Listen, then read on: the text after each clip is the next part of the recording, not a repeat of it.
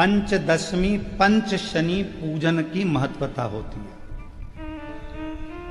क्यों कहा जाता है कि अगर कोई आपको ज्यादा परेशान कर रहा है, बहुत टेंशन दे रहा है, बहुत ज्यादा अगर वो इतना हताश हो गए कि आपने सोच लिया अब तो मर जाऊं तो अच्छा है, इसका नाम लिख जाऊं, ये सब चीज करने से अच्छा है पांच दशमी। दशमी जानते हो? पांच दशमी, कोई सी भी पांच दशमी आप चुन लीजिए, परंतु वो दशमी अमावस्या के पहले वाली नहीं होना चाहिए, वो पूर्णिमा के पहले वाली दशमी। पांच कोई सी भी दशमी पर शमी के वृक्ष के नीचे जाइए, घी का दीपक लगाइए, शुद्ध जल तांबे के पात्र में लेकर जाकर अर्पित करिए। पहले दीप जलाना, उसके बाद शमी के पौधे में जल डालना और पौधे उस वृक्ष के नीचे बैठकर जल चढ़ाकर वहीं पर एक चावल का दाना समर्पित कर कर बाबा से प्रार्थना करना कि बाबा मुझे बहुत कष्ट है, ये मेरा एक तकलीफ मुझे दे रहा है, बस आप मेरी तकलीफ को दूर करना। शिव की ऐसी कृपा होगी। पांच शमी पूजन, जब विजय दशमी के भाव से दशमी आपके यहाँ पर भी पूजन होती है, विजयदशमी पे हमारे यहाँ शमी के पत्र की बड़ी पूजन का महत्व है।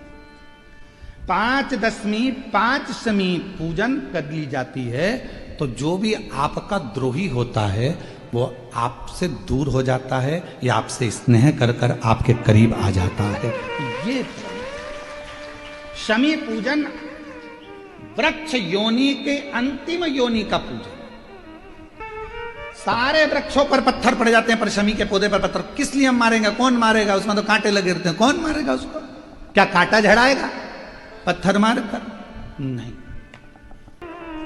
हम तो यहां तक कहेंगे कि शमी की आराधना साधना आपके द्रोहियों को, दुश्मनों को भी दूर कर देती। और मेरी जीजियों, मेरे जीजाओं, मेरी बेटियों, बेटाओं, मेरी माताओं, मेरे बुजुर्ग माता पिता स्मरण करें, जब जब यदि आपका हृदय दुख है, मन दुख है, तो एक शमी की पत्ती को शंकर के शिवलिंग पर जरूर चढ़ाएं, सारे दुख अपने आप समाप्त होना प्रारंभ। शमी का तो कोई कहे क्या वृक्षों में, पौधों में, पत्तियों में भी क्या, ये वृक्षों के अंदर भी क्या जीव होता है? क्या इसमें भी प्राण होते हैं? होते हैं, इसमें भी प्राण है। ये भी ऑक्सीजन लेना छोड़ना सब कार्य इनका चालू है, ये भी जीवित है। जल नहीं मिलेगा मर जाएंगे, जल गया समाप्त। सूर्य को तीन अर्घ होते हैं, एक लाल चंदन का अर्घ कार्य की सिद्धि के लिए सूर्य नारायण को दिया जाता है, एक काली मिर्ची के पानी का, जब आप कोई एग्जाम में बैठ रहे हैं, कोई परीक्षा में बैठ रहे हैं और आपको उसमें उत्तीर्णता चाहिए या मेरा ये काम सफल चाहिए या अदालत में केस चल रहा है उसको निपटाना है, तो काली मिर्ची के जल से सूर्य को अर्घ दी जाती है। तो उस जल के अर्घ से व्यक्ति का काम तुरंत 1.5 महीने के अंदर सफल हो जाता है। काली मिर्ची के अर्घ का इतना प्रमाण। तीसरे नंबर पर है बेलपत्री के जल का सूर्य को दिया जाता है। बेलपत्री के जल का कौन देता है? जो बहुत बीमार पड़ा रहता है, जिसको कुछ ना कुछ शारीरिक कष्ट चलता रहे, कभी घुटना, कभी कमर, कभी पेट, कभी ब्लड प्रेशर, कभी शुगर, कुछ ना कुछ चलती रहे, तो वो लगातार 1 महीना बेलपत्री के पानी का अर्घ सूर्य को देता रहे, उसको रोग से निवारण हो जाता है। रोग से सूर्य अर्घ क्यों प्रधान? पारिजात का कोई पौधा हो, पारिजात का अगर कोई वृक्ष हो तो प्रयास करना, एक पारिजात की पत्ती को अगर अशोक सुंदरी वाली जगह पे चढ़ाकर, आपके घुटने में तकलीफ है, कमर में तकलीफ है, आप नहीं चल पा रहे हो, नीचे नहीं बैठ पा रहे हो, तो कम से कम 1 महीना लगातार पारिजात की पत्ती को शंकर पर चढ़ा हुआ, वो पारिजात की पत्ती को मलकर भले पानी से निकलो, चाहे तुम चबा कर निकलो, उसको रोज सुबह के समय अगर खाना प्रारंभ करोगे, 8 दिन 10 दिन के अंदर तुम्हारा पांव काम करना चालू करेगा और तुम चलोगे, ये निश्चित है। लगे आपको कि दरिद्रता बहुत है, जब लगे आपको कि दरिद्रता बहुत ज्यादा है, किराया तक नहीं है, मैं कैसे जाऊं, कैसे उस महादेव के दर्शन पाऊं, कैसे उसकी चौखट पर जाऊं, कैसे उसको नमन करूं, तब उस जगह पर आप एक बेलपत्र,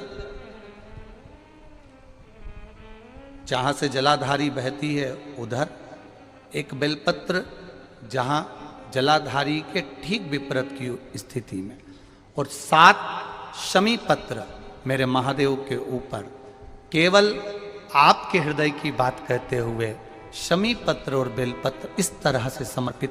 पहले ध्यान रखना, पहले पूरा श्रृंगार, स्नान, पूजन, चंदन, अक्षत, गुलाल, अबीर सब हो जाए उसके बाद की बात ही है, उसके बाद की बात।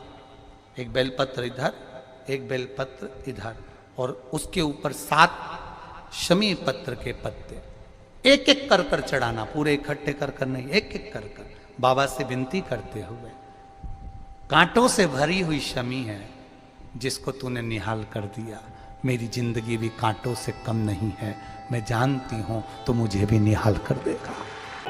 ये बड़े विचित्र शब्द हैं, जरा शिव महापुराण के इसको समझ लेना कि शमी का पेड़, जिस शमी की पत्ती में कांटे होते हैं, जिस बेलपत्र में कांटे होते हैं, और जिस आंकड़े को मंदार के फूल में वो दूध होता है कि आंख में चले जाए तो आंख बेकार हो जाती है, वो दूध होता है जो जहर का काम कर जाता है, ये सब शंकर भगवान को चढ़ रहा है। शमी जिसमें कांटे हैं, बेलपत्र जिसमें कांटे हैं, मंदार का फूल जिसमें जहर भरा पड़ा है, धतूरा जिसमें जहर भरा पड़ा हुआ है, ये शिव को क्यों समर्पित है, ये शंकर को क्यों चाहिए, ये शंकर के पास क्यों जा रहे हैं?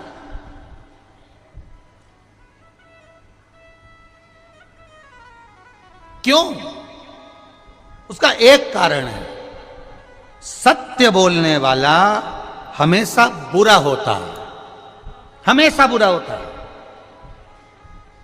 और वो सत्य बोलने वाला व्यक्ति, आप ही इतने सारे बैठे हो, आप इतने सारे बैठे हो, आपका बेटा रोज रोज अगर सुंदरकांड में जाएगा, रोज रोज रामायण में जाएगा, रोज रोज शिव महापुराण की कथा में जाएगा, रोज रोज भगवान की कथा में जाएगा, आपका बेटा रोज रोज भगवान के भजन में लगेगा, या आस्था चैनल को खोलकर शिव महापुराण की कथा सुनेगा, या फेसबुक यूट्यूब पर शिव महापुराण की कथा सुनेगा, तो तुम्हारे परिवार वाले सब एक बात कहेंगे, कहाँ चक्कर में पड़ा है, 3-3 4-4 दिन तक चले जाता है, मां क्या मिल रहा है सीहोर में जाने से, क्यों जा रहा है, क्यों कथा में पहुंच रहा है। अब भजन में जाने वाले को दुनिया के लोग ताना देकर रोकने का प्रयास करते हैं, पर आज तक हमें ऐसा व्यक्ति नहीं मिला कि तुम्हारा बेटा कहीं शॉपिंग मॉल में जा रहा हो, किटी पार्टी में जा रहा हो, दोस्तों के साथ एंजॉय करने जा रहा हो, और किसी माँ बाप ने कह दिया हो क्यों जा रहा है मॉल में, क्यों जा रहा है पार्टी में, क्यों जा रहा है वहां। अगर रोकते हैं तो धर्म की जगह पर रोका जाता है, रोकते हैं तो सत्कर्म की जगह पर रोका जाता है, रोकते हैं तो कहीं भगवत भजन में जाने से रोका जाता है, पर गलत जगह पर जाने से हमारे बच्चों को हम नहीं रोकते। और होता क्या है, उल्टा क्रम हो जाता है। जो बच्चा कभी सत्संग में जुड़ा नहीं, जिसने कभी जिंदगी में गीता पढ़ी नहीं, फिर वही बेटा एक दिन अदालत में खड़ा होकर गीता की सौगंध खाता है। जिसने कभी जीवन में गीता को पढ़ा नहीं, जिसने जीवन में कभी रामायण को पढ़ा नहीं, जिसने जीवन में कभी श्रीमद् भागवत को पढ़ा नहीं, जिसने जीवन में कभी शिव महापुराण को जाना नहीं, जो शंकर को केवल दुनिया के लोगों ने कह दिया शिवलिंग का मतलब क्या होता है, गलत महत्व समझा दिए कि शिवलिंग की पूजन मत करो, लोगों ने कह दिया शिवलिंग पर जल मत चढ़ाओ, कई लोगों ने कह दिया था शिवलिंग पे चढ़ा हुआ जल मत पियो, कोई ने कह दिया शंकर पे चढ़ा हुआ प्रसाद मत खाओ। अरे कौन सी पुराण कह रही है कि शंकर भगवान को समर्पित पदार्थ को नहीं खाया जा सकता? कह रही है कि शंकर भगवान को समर्पित पदार्थ को नहीं खाया जा सकता।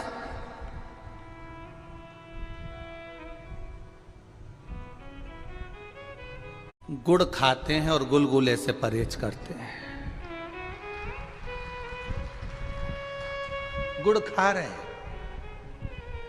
हम प्याज नहीं खाते, हम प्याज को छोड़े हुए 20 साल हो गए। हम लहसुन नहीं खाते, लहसुन छोड़े हमें 50 साल हो गए। पर दूसरे का पड़ा हुआ मोबाइल, पैसा, घड़ी या दूसरे का धन मिल जाए तो 5 मिनट में निपटा जाते हैं। दूसरे का वैभव मिल गया, खा गए। ये श्रेष्ठता हमारी शिव पुराण नहीं सिखाती है। चिड़चिड़ करता है, क्रोध करता है, गुस्सा करता है, तो महाराज शंकर भगवान का श्रंभेश्वर महादेव का नाम लेकर 31 बेलपत्र, जिस व्यक्ति को क्रोध आता है उस व्यक्ति का स्मरण कर कर आखा चावल मतलब सेगे चावल के साथ एक एक बेलपत्र 31 बेलपत्र कर कर शिव जी के शिवलिंग पर समर्पित करी जाती है, मात्र 10वीं की तिथि के लिए। केवल 10वीं, चाहे उजाला की हो चाहे अंधेरे की। कौन से महादेव का नाम लेना है? श्रम्भेश्वर महादेव शिव जी का एक जब जब तुमरुका जी ने नारद जी से कहा, जब तुम्हें शंकर का मंत्र अचानक चलते चलते जाते आते अचानक तुम्हारी जिह्वा पे शिव नाम आ जाए, अचानक तुम्हारी जिह्वा पर शंकर का नाम आ जाए, समझ लेना कोई बहुत बड़ा विघ्न सामने आया था। मेरा शंकर तुम्हारे सम्मुख में वाणी के रूप में, शब्द के रूप में, मंत्र के रूप में बाहर निकला और उस शंकर ने तुम्हारे दुख को काट दिया है, तुम्हारी तकलीफ को काट दिया।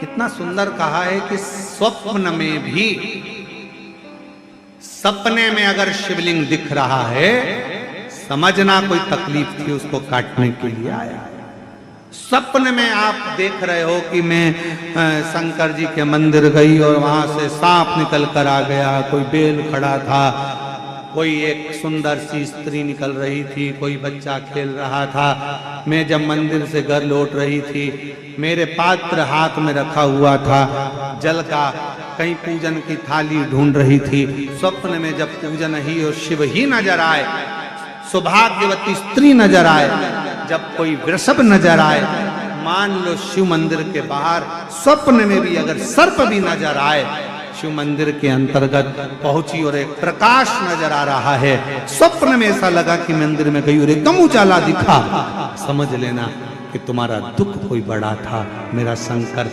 स्वप्न में आकर याद कर कर तुम्हें काट कर जा। सुंदर फल कुबेर जी महाराज ने भगवान शिव जी को भेंट किया, बड़ा सुंदर फल था।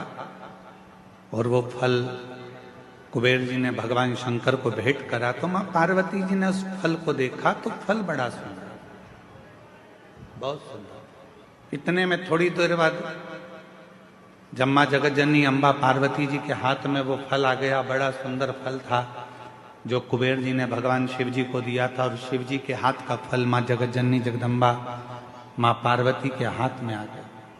अब कुछ देर बाद भगवान श्री गणेश जी आ गए, कार्तिकेय आ गए और उन्होंने उस फल को देखा।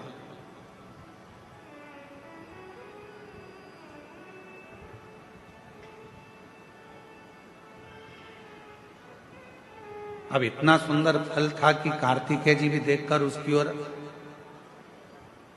थकित रह गए और भगवान श्री गणेश जी महाराज भी उसको देखकर थकित रहे। कभी कभी ऐसा होता है, माँ को मायके से साड़ी मिलती है, कभी कभी ऐसा होता है और माँ को मायके से साड़ी मिलती है, वो साड़ी बहू को भी पसंद आ जाती है और बेटी को भी पसंद आ जाती है। अब थोड़ा चक्कर पड़ जाता है कि वो साड़ी मायके से मिली है, वो माँ को भी पसंद आ रही है और बेटी को भी, बहू को भी पसंद आ रही है। अब माँ भी सोच रही है कि साड़ी को मैं पहन लूंगी, और बहू ने विचार करा यदि मम्मी मुझे ये साड़ी दे दें तो मुझे बहुत अच्छी लग रही है, पर मांगूंगी तो अच्छा नहीं लगेगा क्योंकि मम्मी को उनके भाई ने दी, मम्मी को उनके परिवार वालों ने दी। पर फिर भी मन में भाव है कि ये साड़ी मुझे मिल जाए, ये साड़ी मुझे प्राप्त हो जाए।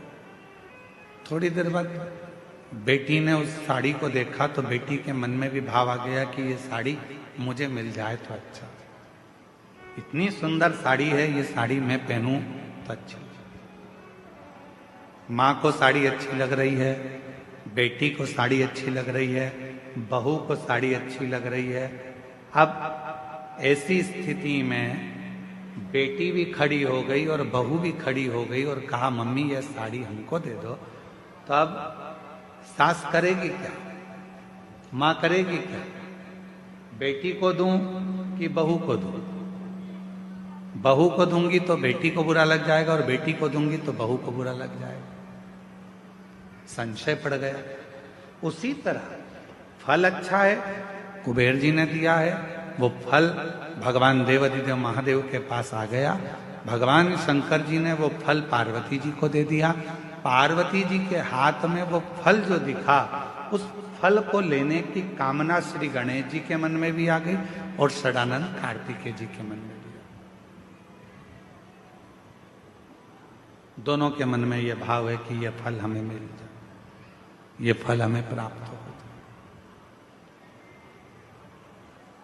जो कार्तिकेय बाबा ने देखा और कार्तिकेय जी देखकर बोले कि इतना सुंदर फल है मां, ये फल आप मुझे दे दीजिए, बड़ा सुंदर फल है, ये फल मुझे मिल जाए।